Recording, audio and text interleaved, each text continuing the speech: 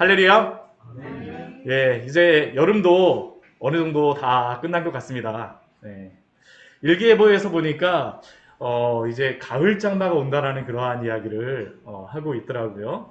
시간적으로 보아도 벌써 1년으로 치면 3분의 2 정도가 지나갔고 이제 3분의 1이 남은 시간, 이제 3분의 1이 남았습니다. 참 세월이 빠르죠, 그렇죠? 제가 새벽 예배 드리고 수요 예배 드리고 금요 기도회 인도하고 또 이제 주일 예배 하는데 일주일이 얼마나 빨리 지나가는지 모릅니다. 이렇게 지나가는 그러한 시간 속에서 정말로 우리가 살아가다 보면 우리가 한 해를 이렇게, 그런데 시간이 굉장히 빨리 지나가는 것 같지만 한 해를 이렇게 쭉 돌아보게 되면 날씨도 보면 좋은 날도 있었다가 이렇게 또 궂은 날도 있고요. 그렇죠? 우리의 인생도 올라가는 그러한 때도 있고 내려가는 그러한 때도 있습니다.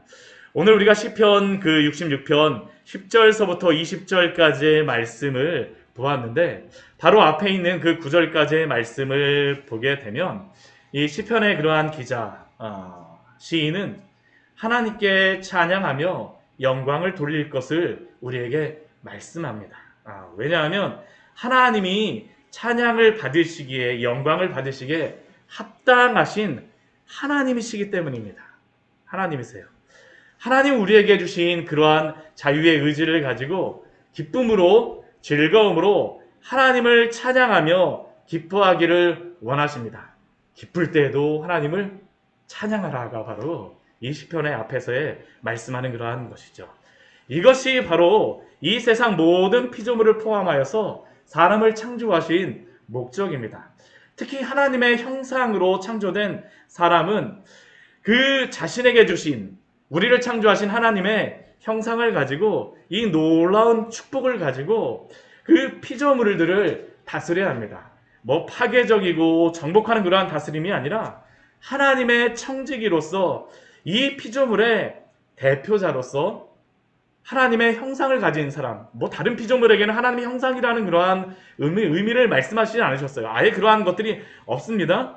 사람에게만 하나님의 형상으로 대표자로서 흡사 오케스트라의 지휘자 같은 역할을 하면서 하나님의 영광을 찬양하기를 원하시는 것입니다. 하나님께서 우리를 하나님의 형상으로 창조하셨다는 것은 바로 이것이에요. 우리에게 다스리고 정복하는 권한을 주셨다는 것은 우리가 지휘자와 같이, 혹시 이렇게 막 지휘 같은 거 한번 해보셨습니까? 제가 예전에 초등학교 때 반장을 했었는데요. 그 담임 선생님이 저한테 지휘를 한번 해보라 그래갖고 이렇게 하는데 뭐 두 손을 같이 해야 되는 건지 알고 막 하는데 나중에 하고 보니까 두 손이 따로 돌아갖고 얼마나 제가 막 창피했었는지 모릅니다. 그런데 하나님께서 우리를 창조하신 것은 우리가 때로는 이렇게 실수할 때도 있고 여러 가지 잘못할 때도 있지만, 그러나 그럼에도 불구하고 하나님이 우리를 하나님의 형상으로 창조하신 것은 하나님의 그 영광을 드러내는 대표자로서 우리의 삶에서 그러한 것들을 드러내라는 것입니다. 그렇다면 우리는 하나님의 무엇을 영광을 돌리며 찬양해야 되겠습니까? 앞에서는 두 가지의 것에 대해서 하나님의 영광을 찬양할 것을 우리에게 말씀합니다. 첫 번째 것은 무엇이냐면 하나님의 이름에 영광을 돌리며 찬양하라고 말씀합니다. 하나님의 이름, 단순히 하나님의 이름을 찬양하라가 아닙니다. 이 하나님의 이름이라고 하는 것은 그냥 이름이 아니라 하나님의 이름 가운데에는 하나님의 본질적인 의미가 그 안에 있습니다.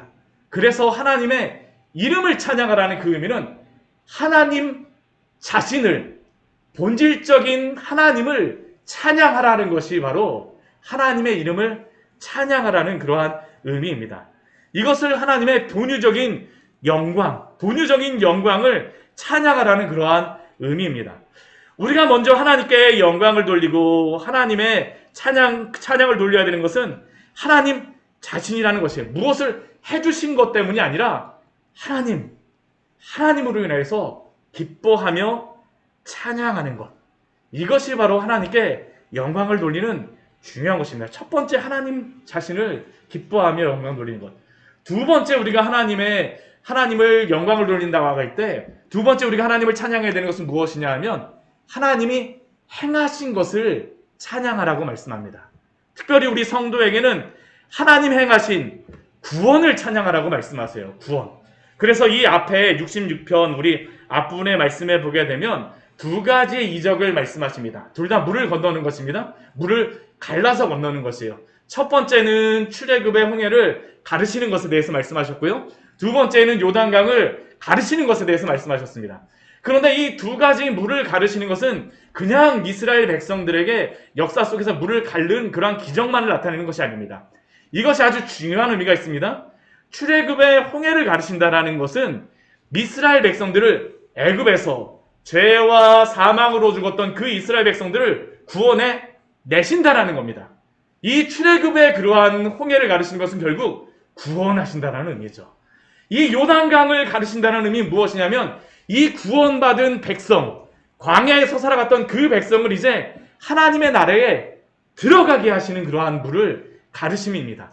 그러니까 하나님이 출애굽의 그러한 물을 가르셔서 구원하시고 요단강을 가르셔서 그 이스라엘 백성을 들어가게 하셨다는 것은 우리를 하나님께서 구원하셔서 하나님의 나라에 들어가는 것까지 하시겠다는 겁니다. 이게 바로 하나님의 행하심입니다.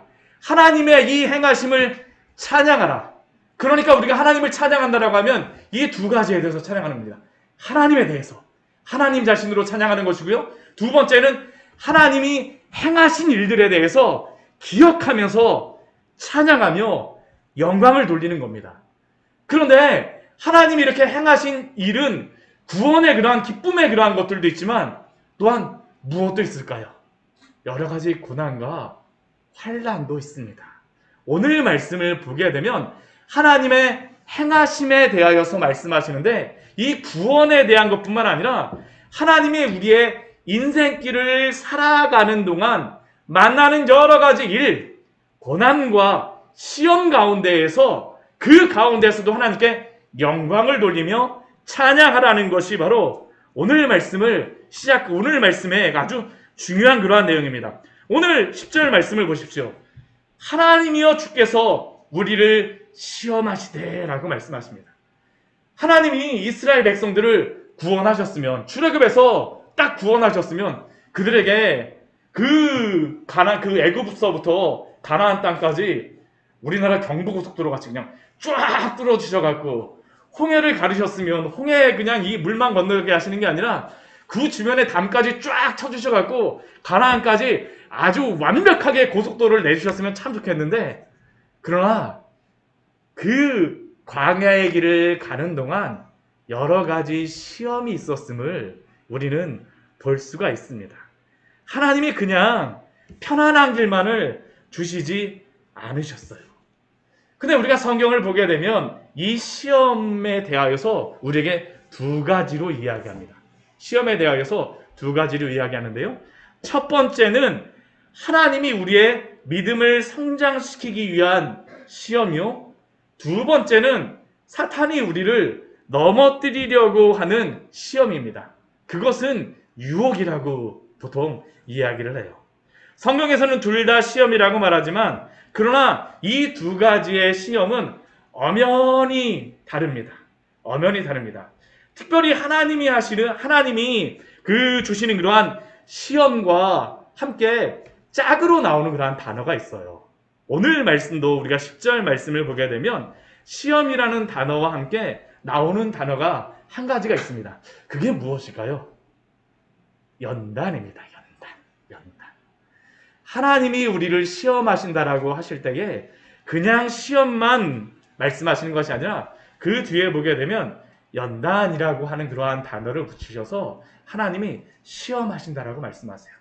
왜냐하면 하나님이 성도에게 시험, 여러 가지 고난과 어려움을 허락하시고 허용하시지만 그것은 바로 그 시험의 때를 통과하여 단련되고 연단되어 은을 단련한 같이 정금과 같이 나오게 하시기 위함이라는 것입니다.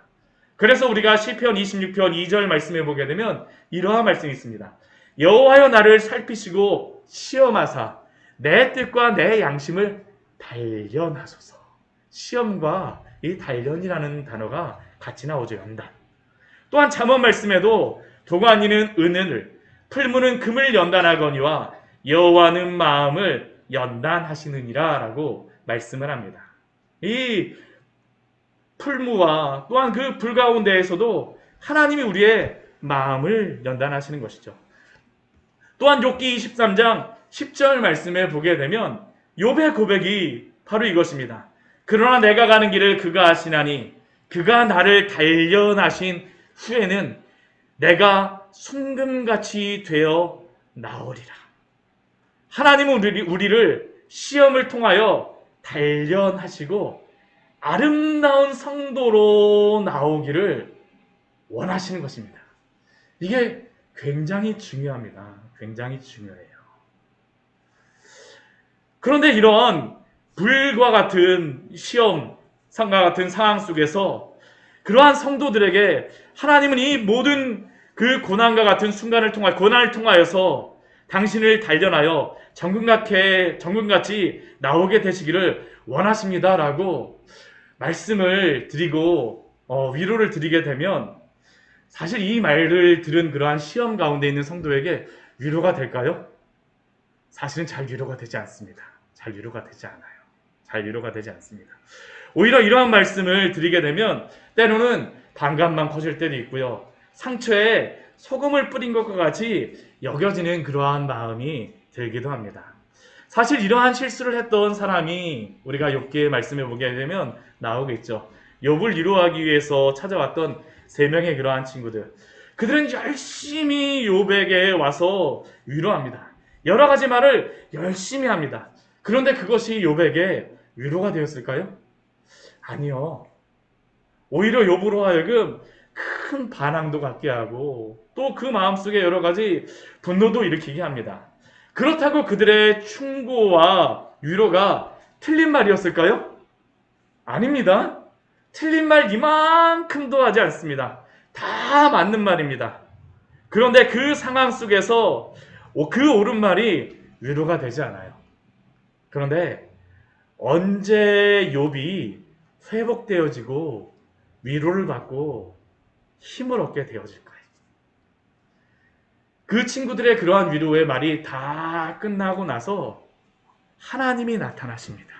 그리고 하나님이 욥에게 말씀하세요.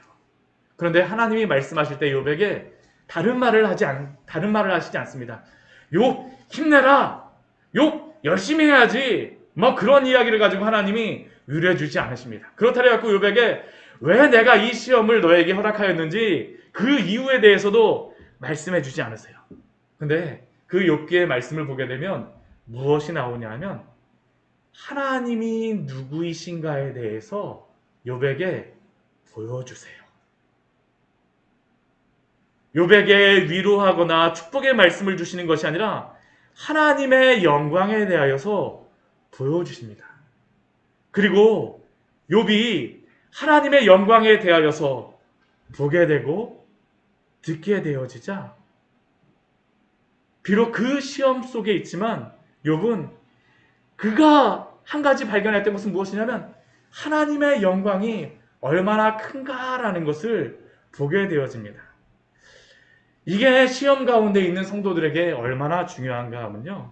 하나님의 영광을 본 그러한 성도들에게 드러나는 그러한 한 가지의 삶의 변화가 있습니다. 어떠한 상황이 끝나거나 그러한 것은 아니라 할지라도 그 시험 가운데에서도 그 영광스러운 하나님께서는 당장 내가 지금 이 상황을 이해하지는 못하지만 그러나 그 속에서도 하나님은 뜻을 가지고 계시다라는 사실을 인정합니다. 그리고 이렇게 하나님의 영광을 보며 인정하는 성도는 그 속에서 원망함이 없어요. 하나님이 인도하실 것이라는 것을 믿거든요. 그리고 하나님의 뜻을 기대하며 인내하며 오직 하나님만을 소망으로 삼고 그것을 이겨내게 되어집니다. 이것이 바로 시험 속에서 하나님께서 당신의 영광을 보라라고 말씀하시는 그러한 이유입니다. 그런데 오늘 하나님의 행하심 가운데에 이러한 시험, 우리를 연단하시기 위한 시험이 있다는 그러한 사실은 알았지만 그런데 우리가 하나님의 연단의 시험과 또한 사탄이 무너뜨리고자 하는 그 시험을 구분하는 그러한 지식이 우리에게 필요합니다. 반드시 필요해요. 이것에 대하여서 우리에게 아주 분명하게 말씀하여 주신 그러한 말씀이 있습니다. 우리 야고보서 1장의 그러한 말씀인데요. 우리 야고보서 말씀 우리 잠시 같이 한번 보도록 하겠습니다. 오늘 시험에 대한 고난에 대한 말씀이기 때문에 이 시험에 대한 부분들을 같이 좀 생각해 보고자 합니다. 우리 야고보서 우리 1장 말씀에 보게 되면 그것이 나오고 있습니다. 야고보서 우리 1장 12절 말씀. 우리 제가 가진 성경으로는 신약 성경 371페이지입니다. 우리 12절 말씀 같이 한번 읽어 보도록 하겠습니다. 야고보서 1장 12절입니다.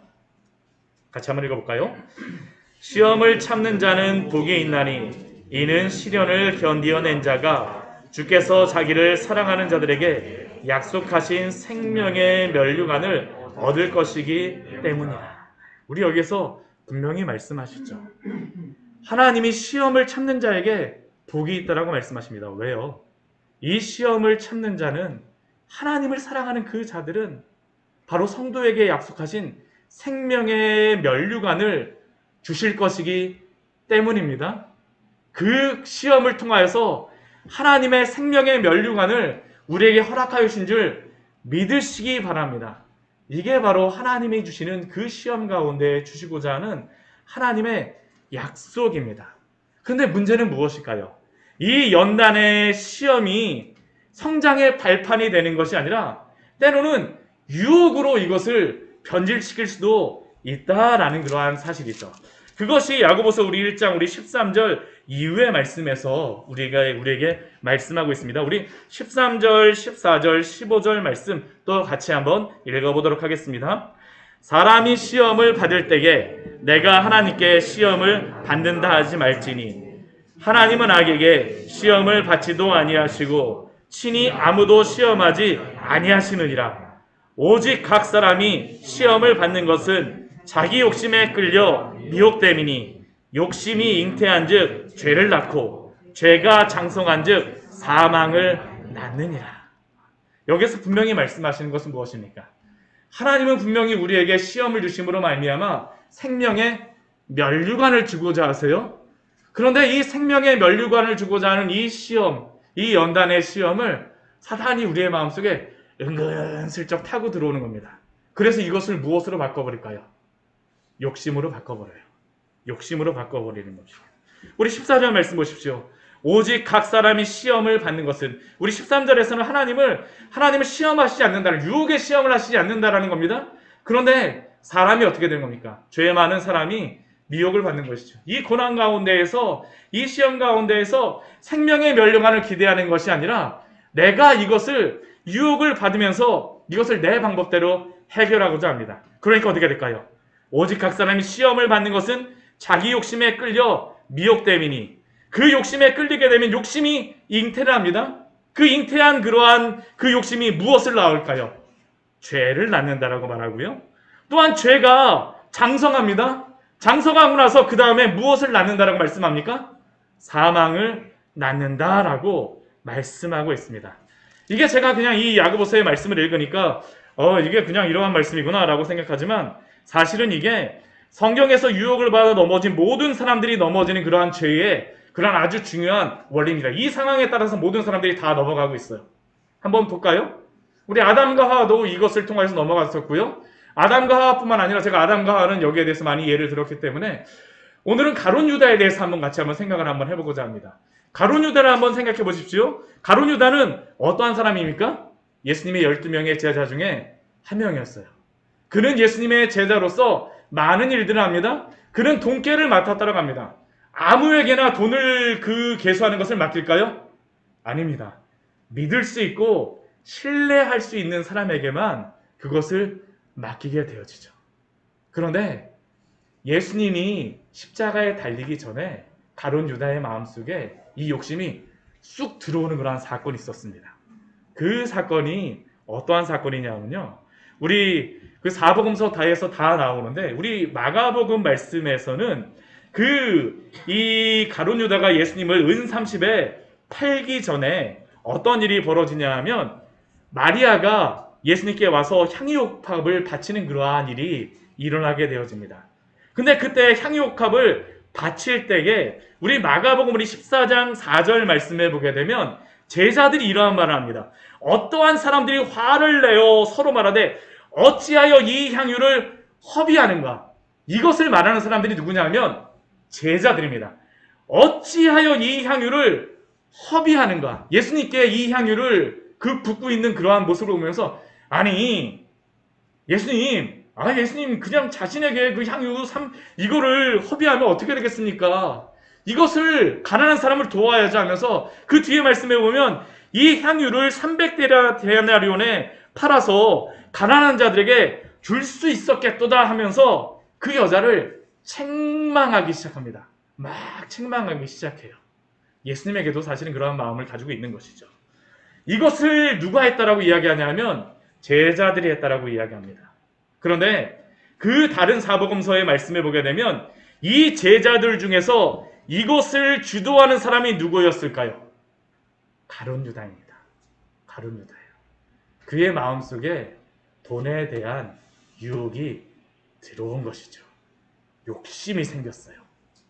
그러자 그가 그 다음에 하는 것이 무엇일까요? 우리 말씀을 잠깐 찾아볼까요? 그냥 마가복음 우리 14장 우리 말씀 같이 한번 보도록 할게요. 이게 참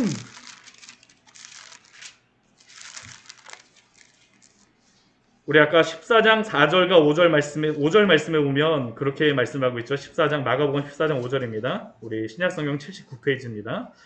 이 향유를 300데나리온 유리성에 팔아서 가난한 자들에게 줄 수 있겠었겠더라고 하면서 이 여자를 막 책망합니다. 그런데 바로 이 사건이 일어나고 난 다음에 우리 10절 말씀 보십시오. 9절까지 이 향유옥합에 대한 그런 사건이거든요.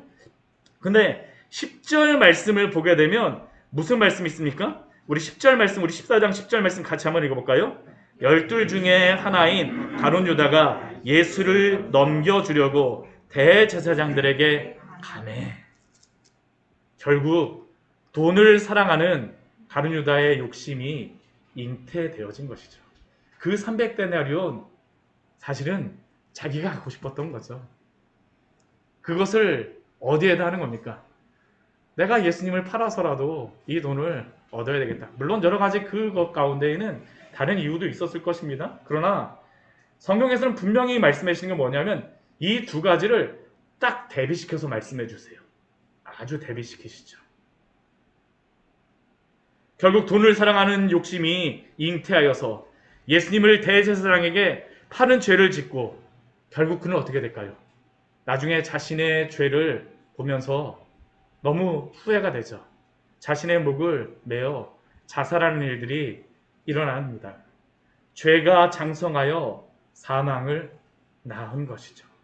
사랑하는 성도 여러분, 결코 고난의 순간이라 할지라도 시험의 순간이라 할지라도 그 고난조차 하나님의 허락하심을 믿고 유혹의 시험에 넘어가지 마십시오. 항상 사탄은 하나님의 성도를 이런 고난 가운데에서 하나님의 연단의 시험을 유혹의 시험으로 바꾸려고 합니다. 우리는 결코 그러한 것에 넘어가면 안 돼요. 넘어가면 안 돼요. 오늘 말씀도 하나님께서는 우리 시편 66편의 말씀도 하나님께서는 이 연단의 시험을 통하여 선도를 연단시키시고 하나님이 복 주시고자 함을 우리에게 분명히 말씀하시죠. 우리 11절과 12절 말씀에 보게 되면 우리를 끌어서 그물에 걸리는 그러한 일들도 당하는 것처럼 보이고 어려운 짐이 우리의 허리에 메어두어서 막 물속에 꾹 계속 잠기는 것 같은 그러한 상황을 만나는 것 같기도 하고 때로는 사람들이 우리의 머리를 막 타고 지나가면서 여러 가지 모욕도 당하고 멸시도 당하는 것처럼 보이기도 하고 우리가 불가물을 통과하는 것처럼 보이기도 합니다.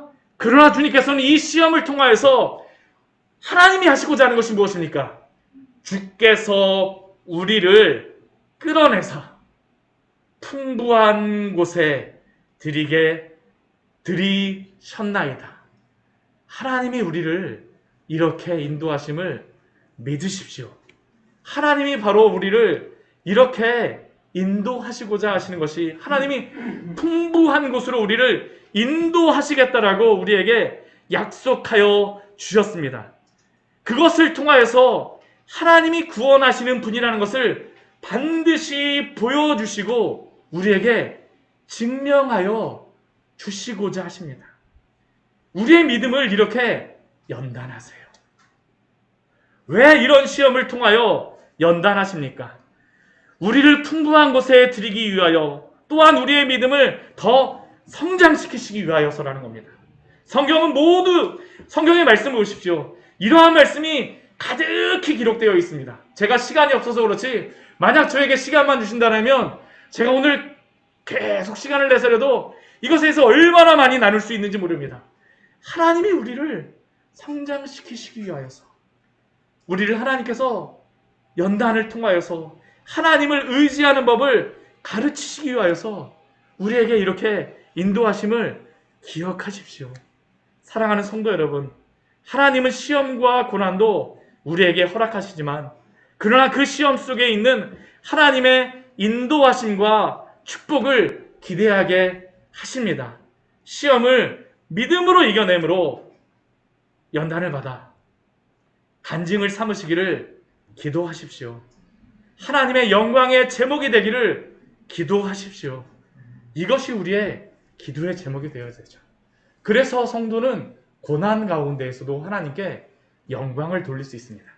오늘 말씀을 보게 되면요, 오늘 시인이 이렇게 고난 가운데에 우리 10절서부터 우리 12절까지의 그러한 하나님의 영광에 대하여서 우리에게 말하고 있는데, 이 고난을 이겨내는 또 한 가지의 방법을 우리에게 말씀하고 있습니다. 우리 13절부터 우리 15절까지의 말씀에서 우리에게 말하고 있는데요, 그것이 무엇이냐면 서원입니다. 서원. 우리 서원이라는 그것이 무엇입니까? 오늘 그 13절 말씀을 보게 되면 시인이 이렇게 하죠. 내가 번제물을 가지고 주의 집에 들어가서 나의 서원을 주께 갚으리니. 보통 서원 기도를 한다라고 하면, 서원을 갚는다라고 하면 서원의 제물을 무엇으로 이스라엘 백성들을 드렸었냐면요, 이 화목제물을 드립니다. 네. 화목제물하고 번제제물하고 차이가 무엇이냐면, 화목제물 같은 경우는 하나님 앞에 드릴 때에 기름하고 콩팥만 드려요. 그러면 나머지 그 제물들은 다 어떻게 될까요? 다 같이 모여서 먹는 겁니다. 화목제들은 다 같이 모여서 먹는 것이에요. 그러니까 보통 서원을 드린다는 것은 하나님이 그 고난 속에서 이루어 주실 것을 기대하며 약속하며, 하나님이 이것을 당신께서 해결해 주시면 제가 이렇게 당신 앞에 드리겠습니다 헌신하며 약속하는 것이죠. 보통 화목제물을 드리는데, 이 번제물은 무엇일까요? 다 태워드립니다. 하나도 남겨두지 않아요. 왜 번제물을 드릴까요? 너무나도 큰 시험이기 때문이에요. 우리 14절 말씀 보십시오. 이는 내 입술이 낸 것이요 내 환난 때에 내 입이 말한 것이니이다. 환난이 얼마나 극심하고 큰지 이 시인은 하나님 앞에 서원을 드리는데 화목제물로 드리지 않고 번제물로 드립니다. 모든 것들을 다 드리겠다라고 그가 다 드린다라고 그가 말하고 있죠. 그런데 왜 이 서원 제물을 오늘 시편에서 말씀하고 있을까요? 우리 서원을 하는 그러한 이유는 다른 게 아닙니다. 고난 가운데에서 하나님만을 의지하기 위해서, 하나님만 간절히 찾기 위하여서 기도합니다. 우리 예전에 보게 되면 어머니의 서원 기도 때문에 목사님 되신 분들 굉장히 많으십니다. 어머니가 너무 고난 가운데 있으니까 제가 하나님께서 이러한 것들을 허락하여 주시게 되면 제 자녀를 주님 앞에 바치겠습니다. 실제로 성경 가운데에서도 하나님 앞에 그렇게 돼갖고 그 제사장의 그러한 일을, 선지자 일을 감당한 사람이 있죠. 그 사람이 누구입니까? 사무엘이잖아요. 그렇죠. 서원 기도를 드림으로 하나님 앞에 드려진 사람이었었죠. 우리가 왜 서원 기도를 드릴까요? 이게 고난 가운데에서 하나님을 더욱더 의지하기 위하였습니다. 제물을 드리는 게 목적이 아니에요. 하나님 앞에 간절히 의지하기 위해서. 하나님, 이 고난 가운데 있지만 하나님께서 이것을 해결하여 주시옵소서. 하나님, 너무나도 어려운 순간이지만 당신께서 이것을 해결하여 주시옵소서. 이것을 당신께서 허락하시면 제가 당신 앞에 이렇게 서원하며 헌신하겠습니다. 라는 게 바로 서원의 기도입니다. 하나님 앞에 간절히 기도하기 위하여서 하나님 앞에 서원 기도를 드리는 것이죠. 그런데 이 서원을 하나님이 들어주시게 되면 또 이 서원 기도를 통하여서 나타나는 한 가지의 것이 있습니다. 그것이 무엇일까요? 하나님의 영광이 나타나게 되어지는 것입니다. 하나님, 당신께서 이러한 것들을 이루셨군요 라고 하는 것이죠. 아마 지금 여기에 와서 보게 되면 지금 서원의 제물을 주님께 드립니다. 보통 사람들은 이 서원에 하나님께서 내 기도를 드리려고 내가 서원 예물을 드립니다 하게 되면 그 주변의 사람들은 다 무엇을 생각할까요? 아, 이 서원 제물을 드리고 나면 잔치를 벌이겠구나 하면서 기대를 하겠죠. 그런데 가갖고 완전히 다 태우는 번제 예물을 드립니다. 그럼 사람들이 그것을 보면서 무엇을 할까요? 하나님이 그 고난 가운데에서도 하나님이 구원하여 주셨구나라는 것을 보게 되어지는 것입니다. 결국 이 서원이라고 하는 것은 하나님의 영광을 나타내는 그러한 중요한 도구이죠. 환난 가운데 있으십니까? 하나님 앞에 서원하며 기도하십시오. 또한 하나님 앞에 간절히 기도하며 나아가는 그러한 우리의 기도를 들으셨을 때에 또한 하나님 앞에 영광을 돌리시는 우리 귀한 성도님들 되시기를 축원합니다. 이것이 바로 고난 가운데에서도 하나님께서 당신의 영광을 드러내시는 그러한 방법을 우리에게 보여주시는 것입니다. 그렇다면 그렇다면 성도의 삶은 어떠한 삶이 되어져야 되겠습니까? 오늘 66편 우리 10절서부터 우리 앞에 우리 15절까지의 말씀에서는 고난 가운데서 행하신 하나님을 말씀하였는데 우리 16절 이후의 말씀서부터 우리 20절까지의 말씀에서는 그 하나님에 대한 그러한 찬양이 나오고 있습니다. 우리 16절 말씀 보십시오. 하나님을 두려워하는 너희들아 다 와서 들으라. 하나님이 나의 영혼을 위하여 행하신 일을 내가 선포하리로다 라고 말합니다. 이것이 어떻게 이루어지는 것일까요? 본질적인 하나님의 영광을 그러한 본 성도들, 또한 하나님의 그 구원을 본 성도들, 또한 고난 가운데서 베풀어신 하나님의 놀라운 영광을 본 성도들은 그 다음에 무엇을 할까요? 하나님께 영광을 돌리는 것입니다. 자랑을 해요.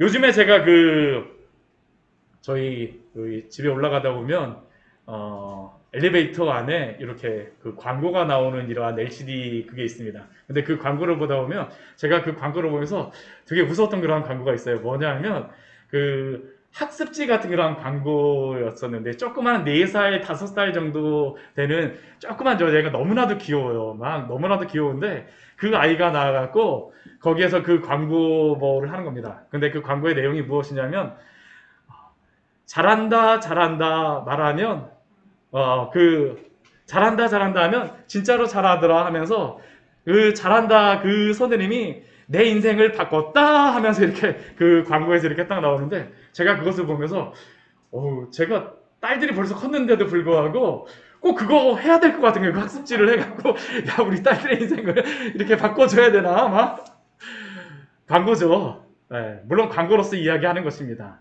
실제로 다 바뀌었는지 안 바뀌었는지 모릅니다. 그런데 그것을 보면서 그 사람들이 보여주고자 하는 것이 무엇일까요? 이것을 하게 되면 변화되어진다는 내 인생이 바뀌었다라는 것이죠. 하나님의 영광을 본 사람들의 자랑이 바로 이것입니다. 이것이 하나님을 자랑하라고 제가 말씀드리지만 그냥 자랑하게 되지 않습니다. 아까 그 조그만 애 그러한 광고와 같이 정말로 내 인생을 바꾸게 되게 되면 바꾸어 주시는 그 하나님을 알게 되면 또한 나를 구원하신 그 은혜를 알게 되면 고난 가운데서도 나를 붙들어 오시는 그 하나님의 영광을 보게 되면 어떡할까요? 하나님을 찬양하게 하시는 것이죠. 오늘 이 시인은 이 하나님의 영광을 보며 선포하리라라고 지금 고백하고 있습니다.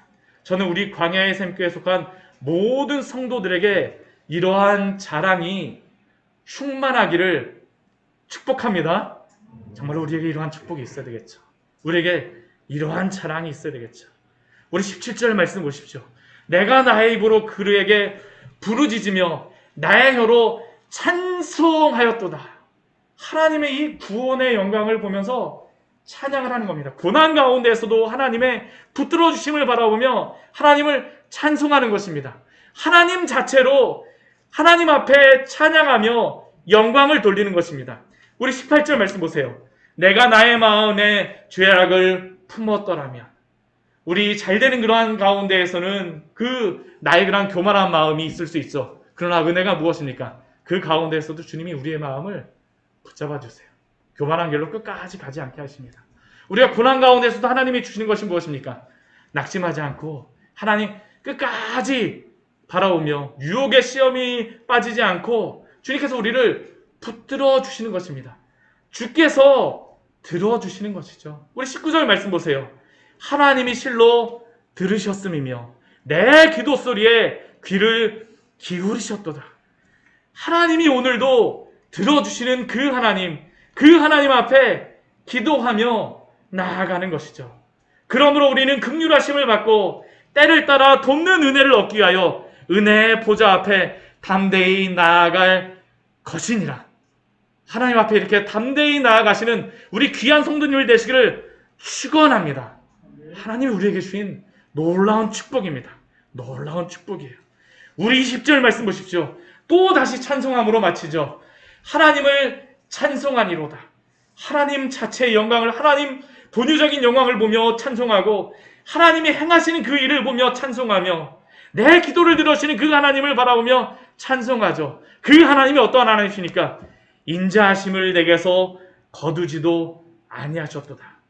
우리는 아침 저녁으로 조석지간에 날마다 변하지 않습니까? 여러 가지 상황 속에서 변하지만 그럼 하나님은 어떠하실까요? 변하지 않으세요. 인자하심이라는 것은 변하지 않으시는 하나님의 그 사랑입니다. 그의 사랑을 거두지 아니하십니다.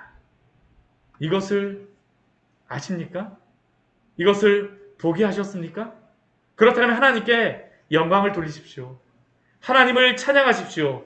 하나님을 예배하십시오. 끝까지 주님을 믿고 기쁨 가운데에서도 구원 가운데에서도 고난 속에서도 기도하십시오.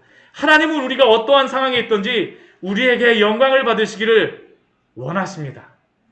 오늘 말씀을 마무리하며 한 가지만 더 말씀드리도록 하겠습니다.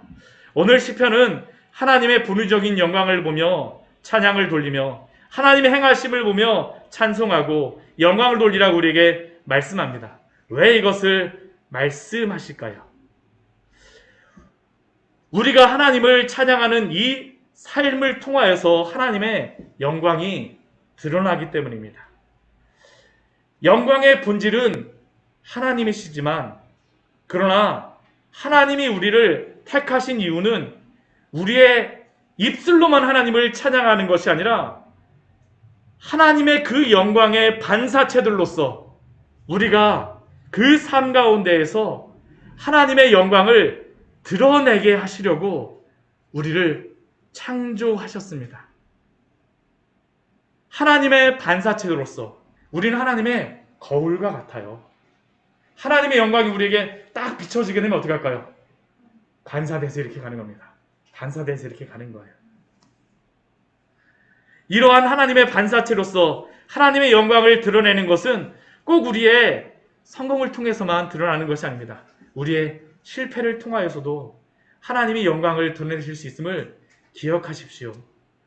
하나님이 우리에게 기쁨의 순간을 주시고 성공의 순간을 주셨을 때에는 하나님의 그러한 영광을 찬양하며 기뻐하십시오. 여러 가지 일들 계획하고 계신 것 있습니까? 그러한 것들을 통하여서 기도하세요. 하나님, 제가 이러한 것들을 향하여서 지금 기도합니다. 당신 앞에 서원합니다. 주여 저의 기도를 들어주시고 이 일을 통하여서 하나님의 영광을 나타내 주시옵소서.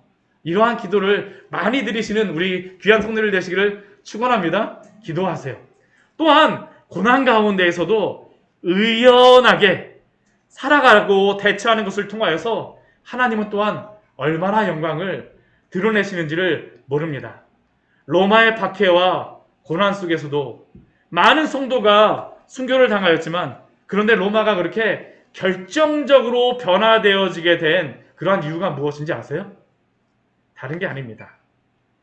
그 강팍한 많은 로마의 사람들이 순교를 당하였던 그 많은 그 그리스도인들의 의연한 모습, 고난 가운데에서도 주님을 끝까지 붙잡는 그 성도들의 모습을 볼 때, 아, 예수님을 믿는 사람들은 다르구나라는 것을 알게 되어지는 겁니다. 우리의 기쁨과 성공 가운데에서 겸손하게 주의 영광을 높이고, 또 때로는 불같은 시험 가운데서도 하나님을 높이는 이 모습을 통하여 하나님은 하나님의 영광을 우리를 통하여서 드러내기를 원하십니다. 이것이 바로 우리가 하나님의 거울된 사람이며 반사체된 그러한 사람이며 하나님을 자랑하는 것입니다. 사랑하는 성도 여러분, 하나님을 자랑하십시오. 하나님의 그 영광을 드러내십시오. 하나님의 그 위대하심을 나타내십시오. 이것이 바로 하나님이 우리를 택하신 그러한 이유이며 우리가 찬양하는 그러한 기도의 제목입니다. 같이 기도하도록 하겠습니다. 우리 오늘 말씀 같이 기억하시면서 기도하기를 원합니다. 우리 시편 우리 66편의 말씀은 세 가지의 영광을 하나님께서 말씀하여 주십니다. 첫 번째는 하나님 자신의 영광입니다. 본유적인 영광이에요. 두 번째는 하나님의 행하심의 영광입니다. 그리고 세 번째 하나님의 영광을 드러내시는 방법은 우리가 하나님을 자랑함을 통해서 하나님의 반사체로 살아가는 그러한 삶을 통하여서 하나님은 영광을 드러내십니다. 하나님, 이러한 하나님의 영광을 보게 하여 주시고 하나님의 영광을 경험하게 하여 주시고 하나님의 영광을 드러내는 자들로서 살아가게 하여 주시옵소서. 기쁨 가운데에서는 하나님의 그 기쁨을 높이 찬양하게 하여 주시고 고난 가운데에서는 의연하게 주님을 붙들므로 말미암아 또 하나님의 영광을 드러내는 자로 우리를 삼아 주시옵소서. 우리 주님 앞에 간절히 기도하도록 하겠습니다. 잠시 같이 기도하며 나가도록 하겠습니다.